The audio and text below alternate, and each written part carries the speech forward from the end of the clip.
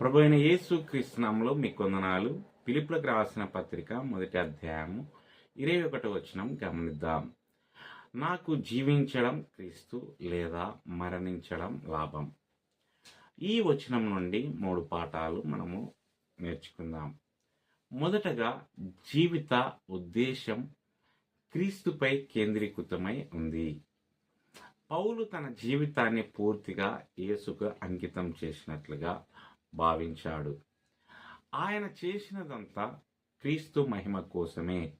మన ఉద్దేశం కూడా ఆయనను సేవించడమేనని మనకు చూపిస్తుంది.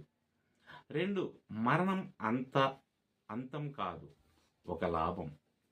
చనిపోవడం అంటే, క్రీస్తుతో ఉండడం అంటే భూమిపై జీవించడం కంటే కూడా మంచిదని పౌలు అర్థం చేసుకున్నాడు. యేసుతో నిత్యత్వమే మన అంతిమ నిరీక్షణ అని ఈ వచనం మనకు గుర్తు చేస్తుంది.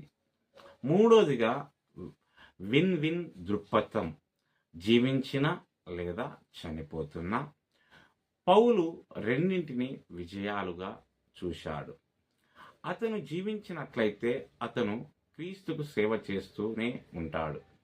అతను చనిపోతే అతను క్రీస్తుతో ఉంటాడు. ఈ మనస్తత్వం మనకు జీవితాన్ని మరియు మరణాన్ని ఆత్మవిశ్వాసంతో మరియు శాంతితో ఎదుర్కోవడానికి సహాయపడుతుంది. దేవుడు ఈ మాటలను దీవించునుగాక. ఆమేన్.